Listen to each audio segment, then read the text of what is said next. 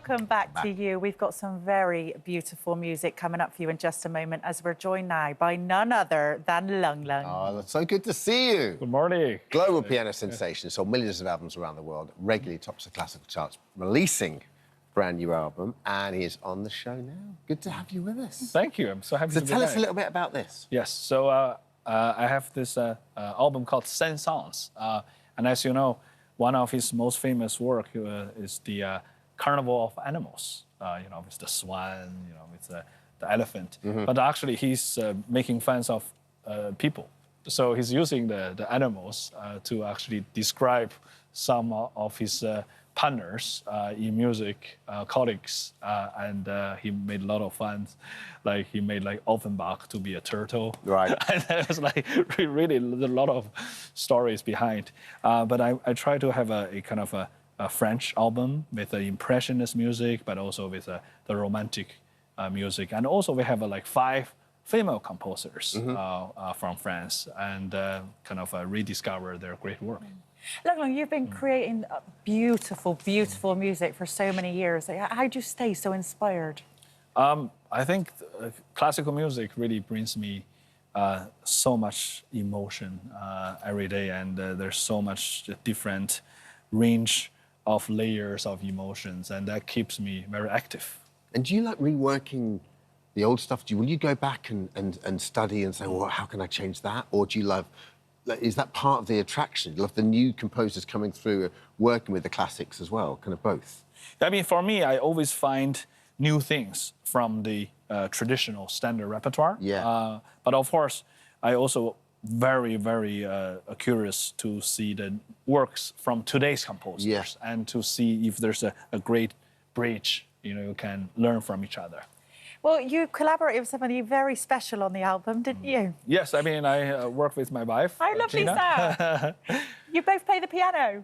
It was the nice thing about it. We have a good work at home for rehearsing, so we don't need to go out find pianos.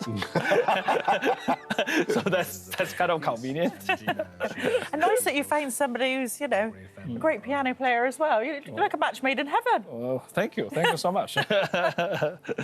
And your son as well. You've recently had a son. Yes, he's actually 3 already. He's 3. Yeah, I mean, you started when you were was it 2 2 and a half. 2 and a half. So have you got your son playing the piano now? Not yet. I told him the other day. I said, when I'm your age, I'm already practice 2 hours a day. And he looked at me, it's like I'm an alien or something.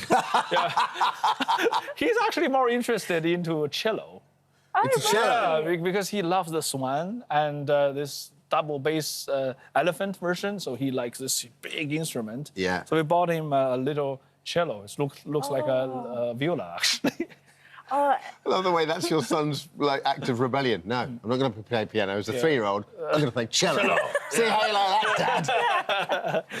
Can you tell us about the moment you first saw or played a piano? Yeah, I mean, I was 2 and a half when I started playing piano, and for me, it was like a gigantic toy, and this has a black and white keys, and I felt it's just somehow it's related to me somehow, and but of course, then later I find out this crazy practice, which my neighbor hated. But in the beginning, I actually liked very much also watching a lot of cartoons from Tom and Jerry to Mickey Mouse, and then that really inspired me a lot. Were your parents pianists? Were they?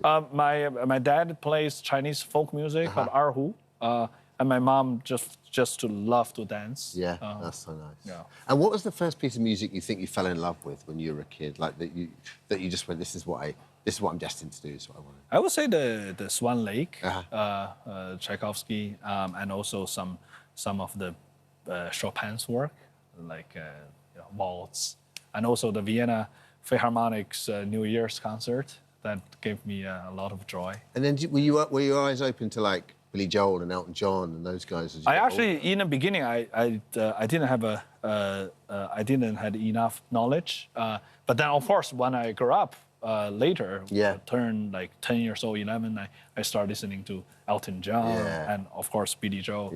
And later we became a good friend. Yeah, nice. Lung Lung, we can't have you here without asking you about the next season of The Piano. That's such a good show. It's amazing. It just grabs your heart, doesn't it? What can we expect from this series? The second season is going to be absolutely great, and I'm sure a lot of you already see the first season, which warmed our heart and touched our soul. And I think the second season will be the same. But of course, second season, they know that there are kind of in the audition kind of a form, and then the final, this time, the final concert will be in Manchester. Yeah. Great. Big congratulations on the Hollywood Walk of Fame. Thank you. Yeah, I'm going there day after tomorrow, and looking forward to receive my stars. You've got your own star. How incredible is that? Well, listen, you're going to treat us to a little bit of music now, aren't you? With Thank you pleasure. so much. Thank you. Pleasure. With a medley you created just for us from the album. When you're ready, Lung Lung, please take it away.